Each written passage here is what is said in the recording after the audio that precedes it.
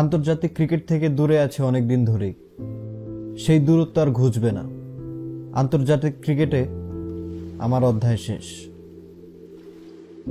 অনেক দিন ধরেই ভাবছিলাম, এখন যেহেতু সামনে চ্যাম্পিয়ন্স ট্রফির মতো একটি বড় আসর সামনে, আমি চাই না আমাকে ঘিরে আবার আলোচনা হোক এবং দলের মনোযোগ ব্যাহত হোক।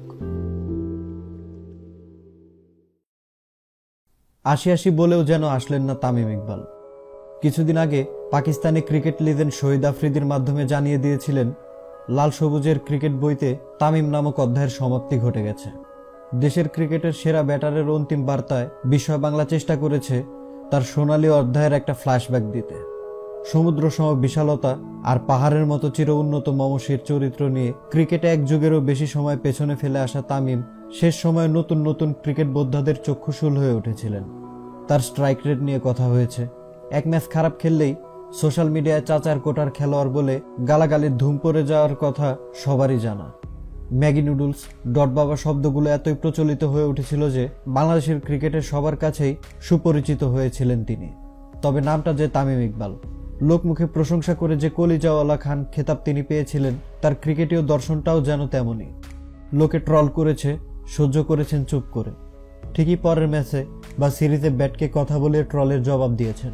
এমনই তো ছিল 2012 এশিয়া কাপের গল্প, যখন চাচার কারণে দলে চান্স পায় বলে লোকে মজা করছিল, আর তিনি প্রথম বাংলাদেশি হিসেবে কোনো বহুজাতিক টুর্নামেন্টে করেছিলেন টানা 4টি 50 অর্ধ ইনিংস।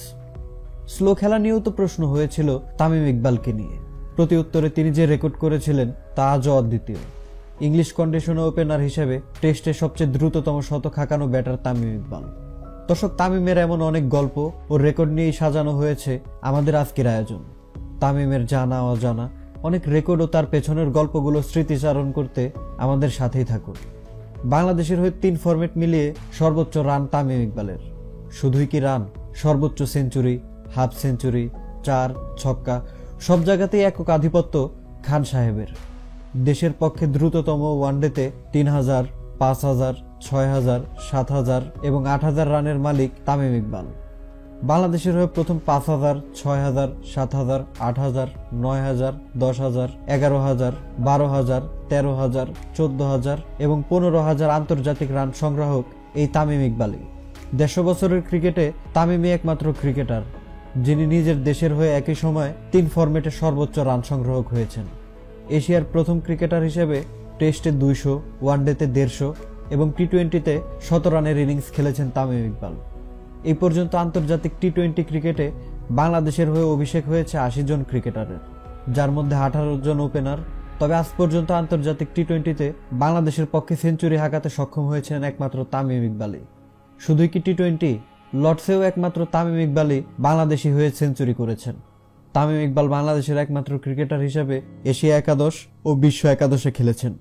আন্তর্জাতিক ক্রিকেটে 2015 থেকে 2018 এই টানা 4 মৌসুমে 1000+ রান করেছেন তামিম ইকবাল।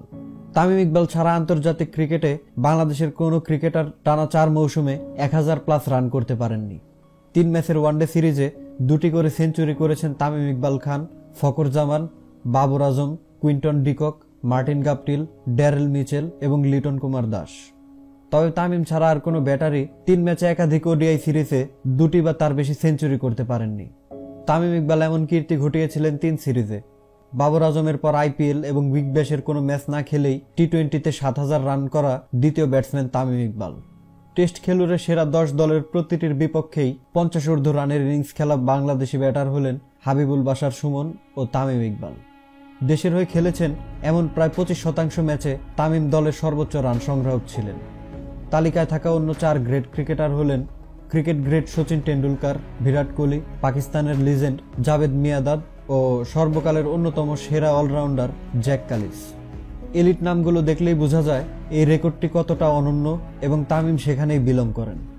বাংলাদেশি ব্যাটসম্যান হিসেবে ওয়ানডে ক্রিকেটে প্রথম পাওয়ার প্লেতে 50 হাঁকানো হয়েছে 5 বার, যার 4টি হাঁকিয়েছেন তামিম ইকবাল খান।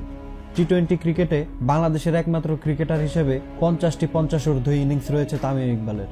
টি-20 বিশ্বকাপে এখন পর্যন্ত বাংলাদেশি ব্যাটাররা 80+ ইনিংস খেলেছেন 3টি এবং যার 2টি খেলেছেন তামিম ইকবাল এবং অপরটি সাকিব আল হাসান। এই পর্যন্ত বাংলাদেশের ওয়ানডে ক্রিকেটের ইতিহাসে 150+ ইনিংস রয়েছে 4টি, যার 2টি রয়েছে তামিম ইকবালের নামের পাশে। টি10 ক্রিকেটে বাংলাদেশিদের মধ্যে প্রথম 50 হাঁকিয়েছেন তামিম ইকবাল এবং বাংলাদেশের মধ্যে প্রথম তামিমই সেখানে ম্যান অব দ্য ম্যাচ পুরস্কার জিতেছেন। এটি টি10 ক্রিকেটে এখন পর্যন্ত কোনো বাংলাদেশি ক্রিকেটারের একমাত্র হাফ সেঞ্চুরি। 2000 সালের পর টেস্ট ক্রিকেট ওপেনার হিসেবে 5000+ রান করে অ্যালিস্টার কুক, বীরেন্দর সেহওয়াগ এবং ডেভিড ওয়ার্নারদের পাশে নাম লিখিয়েছেন তামিম ইকবাল। ক্রিকেট ইতিহাসে টেস্টে 5000 রান, ওয়ানডেতে 8000 রান এবং টি20তে 1500 রান করা কীর্তি করতে পেরেছেন শুধুমাত্র দুজন ওপেনার, যার প্রথম জন হলেন ইউনিভার্স বস ক্রিস গেইল এবং দ্বিতীয় জন আমাদের তামিম ইকবাল। তামিম ইকবালের এরকম আরও অনেক জানা অজানা রেকর্ড আছে যা হয়তো বলে শেষ করা যাবে না। ভিডিওর এই পর্বে জেনে নেওয়া যাক বাংলাদেশের বড় বড় স্কোরগুলোতে তামিমের অবদান। ওয়ানডেতে বাংলাদেশ 300+ করেছে এমন ম্যাচে তামিমের গড় অবিশ্বাস্য 82 এবং তার স্ট্রাইক রেট 89। সেঞ্চুরি করেছেন 5টি, হাফ সেঞ্চুরি 4টিতে। টেস্টে 400+ রান করেছে এমন ম্যাচে তামিমের গড় 80-র উপরে। মোট শতক 3টি, অর্ধশতক 4টি। প্রায় 5 বছর আগে ছেড়ে আসা টি20তে বাংলাদেশ 170+ করেছে এমন ইনিংসে তামিম ইকবালের গড় 70 এবং স্ট্রাইক রেট প্রায় 145, যেখানে তার সেঞ্চুরি রয়েছে 1টি। এসব দেখে বলাই যায় সকল হাই স্কোরিং ম্যাচে বাংলাদেশের ব্যাটিংকে সামনে থেকে নেতৃত্ব দিয়েছিলেন তামিম ইকবাল। ক্যারিয়ারের শুরুতে তামিমকে নিতান্তই একটা কথা শুনতে হতো, সে নাকি চাচার জোরে ডাক পেয়েছে। আসলে কি তাই? চলুন শুরুর দিকের দুটো ম্যাচ দিয়ে বাংলাদেশ দলে তামিমের ইম্প্যাক্ট বোঝার চেষ্টা করি। সাল 2008, মাস 6 আগে বিশ্বকাপ কাঁপিয়ে এসেছে বাংলাদেশ। টাইগারদের কাছে যেখানে বধ হয়েছে ভারত, দক্ষিণ আফ্রিকার মতো দলগুলো, ফর্মটাও তখন উড়ন্ত। তবে সব হিসাবে ম্লান করে দেয় কারণ প্রতিপক্ষ যে সদ্য চ্যাম্পিয়ন হওয়া মাইটি অজিরা। সেবার তাদের বিপক্ষে 3 ম্যাচের ওডিআই সিরিজ খেলার জন্য অস্ট্রেলিয়া ডাক পেয়েছিল বাংলাদেশ। সিরিজ তো খোয়া গেছে প্রথম 2 ম্যাচেই। হোয়াইট ওয়াশ এড়ানোর লক্ষ্যে 2008 সালের সেপ্টেম্বর মাসের 6 তারিখে মারারা স্টেডিয়ামে অস্ট্রেলিয়ার বিপক্ষে মাঠে নামে বাংলাদেশ। উইকেট যে তখন কতটা বোলিং ফ্রেন্ডলি ছিল তা স্বাগতিকদের ব্যাটিং দেখেই বোঝা যায়। ওয়াটসন, মাইক হাসি এবং ক্লার্কদের দ্বারা তৈরি ব্যাটিং লাইন আপ বাংলাদেশের বোলারদের বিপক্ষে 50 ওভার ব্যাট করে তুলতে পারে সবেমাত্র 198 রান, যার মধ্যে ছিল ক্লার্কের 66 বলে 25। 199 রান তাড়া করতে নেমে অজি বোলারদের সামনে অসহায় আত্মসমর্পণ করেছিল বাংলাদেশি ব্যাটাররা। 0-3-0 এই যখন অবস্থা টাইগার টপ অর্ডারের, তখনও অন্য পাশে সহজাত আক্রমণাত্মক রূপে ব্যাটিং করতে থাকেন তামিম ইকবাল। চতুর্থ উইকেট জুটিতে সাকিবের সঙ্গে গড়েন 60 রানের পার্টনারশিপ। সাকিব ফিরলেও দলীয় অবস্থা যখন 85 রানে 4 উইকেট, ততক্ষণে অপর পাশে 57 বলে 50 তুলে নিয়েছেন তামিম ইকবাল। 18 বছর বয়সী তামিমের ব্যাটিং দেখে মনে হচ্ছিল ছেলেটি যেন সম্পূর্ণ অন্য একটি উইকেটে ব্যাট করছে। যেভাবে তেরে গিয়ে মারছিলেন ওয়াটসন জনসনদের, তা ফিরিয়ে নিয়ে যাচ্ছিল 2007-এর ভারতের ম্যাচে। এক পাশে যেমন অজিদের জঘন্য স্লেজিং এবং অন্য পাশে ঠিক একইভাবে ব্যাটসম্যানদের আসা যাওয়ার মিছিল চলছিল। তবে তামিম ইকবাল পুরো ইনিংস জুড়ে ছিলেন তার মতোই। এক এক করে ফিরতে থাকেন মাহমুদুল্লাহ রিয়াদ, ধীমান ঘোষ, ফরহাদ রেজারা। তবে অন্য পাশে অজি বোলারদের সামনে কিশোর তামিম একাই চেষ্টা চালিয়ে যাচ্ছিলেন। একা একা আর কতই লড়া যায়, কতটুকুই বা দলকে টানা যায়। 100 পূর্ণ হওয়ার আগে 7ম উইকেট পড়ে যাওয়ার পর যে এদেশের সমর্থকরা টিভির সামনে বসে আছে তখনও।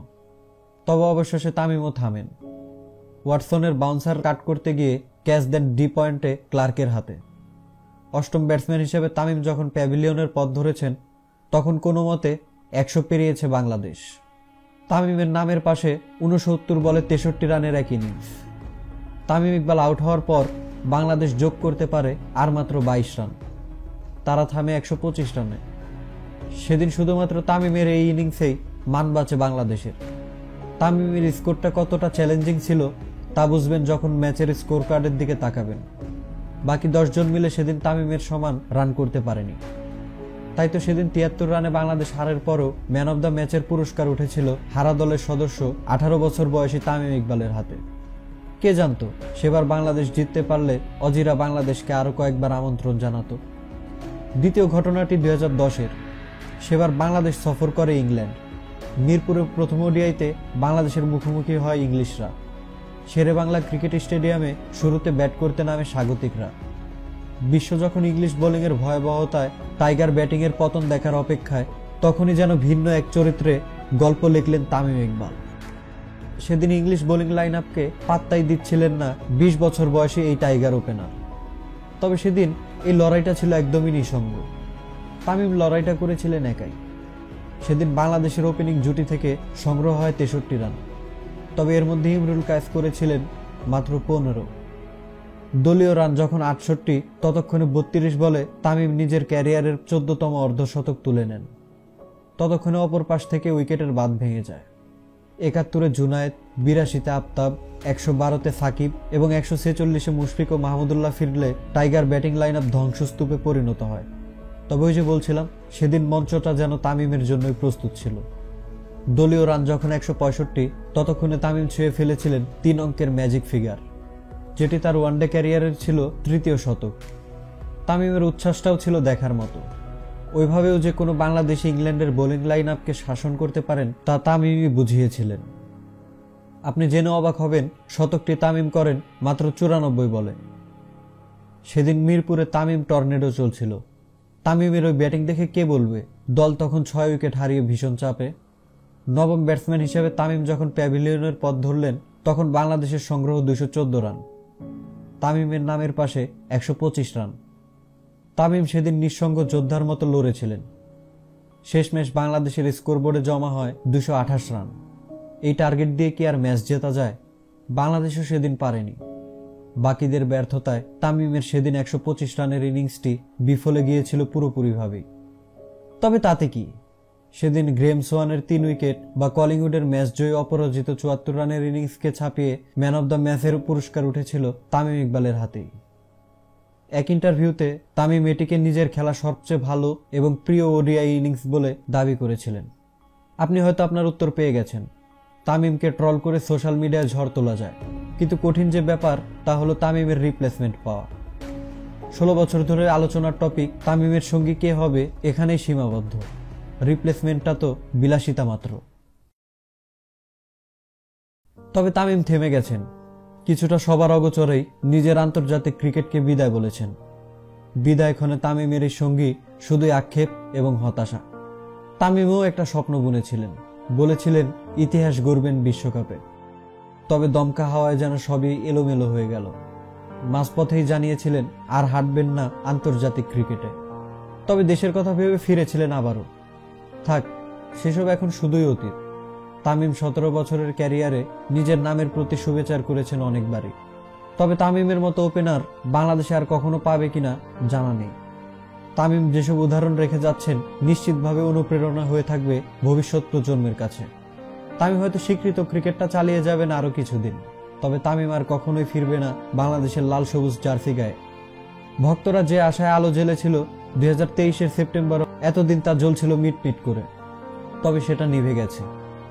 তামিম যে আর ফিরছে না তা তো নিজের এক দীর্ঘ ফেসবুক পোস্টেই জানিয়ে দিলেন।